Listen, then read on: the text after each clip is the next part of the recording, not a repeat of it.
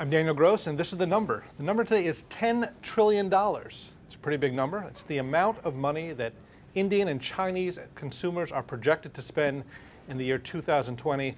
It's also the title, or part of the title of a book by Michael Silverstein. Michael is a consultant with BCG and is kind of one of the great modern theorists of consumer spending. He wrote a book several years ago called Trading Up, which is about American consumption habits.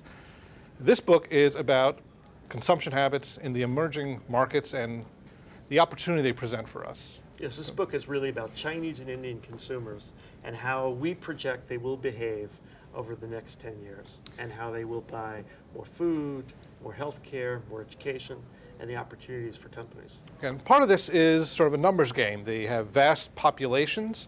Their economies are growing 7 and 8%. They are sort of connecting to the modern world and getting all the benefits from that, so their consumer spending will naturally rise.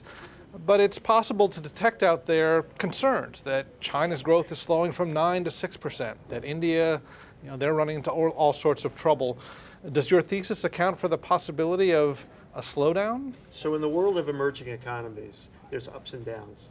And you go back to U.S. history. In 1873, the U.S. economy declined 22%.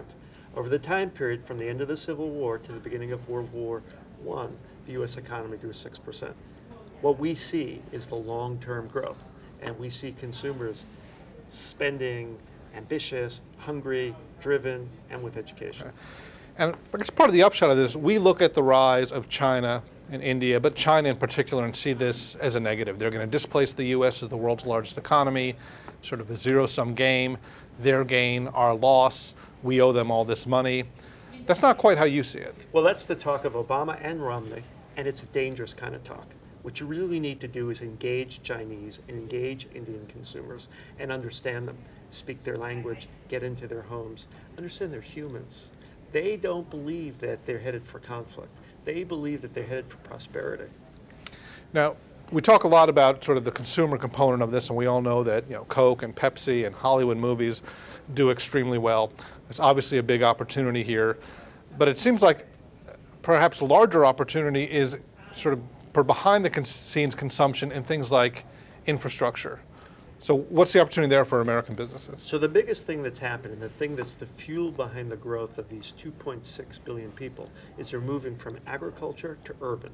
And when they become urban, they move vertical. So instead of living in huts, they live in vertical dwellings, which require cement and steel and copper and power, and they buy modern amenities, they buy food, they buy healthcare, they buy education, and that's the change.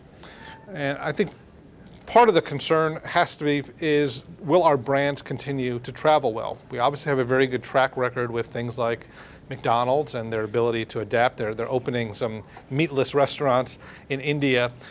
As these countries grow up and grow more wealthy and develop more domestic companies and entrepreneurs, are they going to be as amenable to using U.S. and Western brands as they were 5, 10 years ago? So the important thing is that Indian consumers are growing from $1,000 per capita to $4,000 per capita, and in China from $4,000 to $12,000. That allows you to buy things. They have much less experience with brands.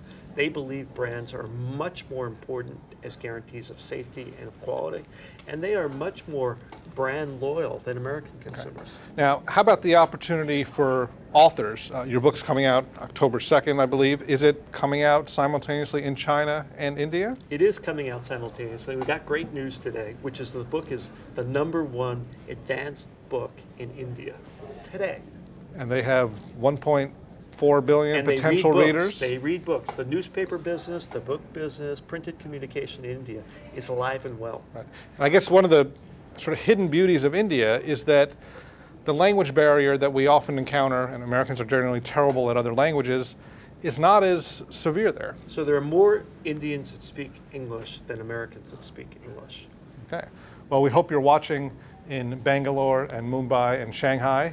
That's all the time we have today. Michael Silverstein, thanks for coming in. The book is The $10 Trillion Prize, Captivating the Newly Affluent in China and India.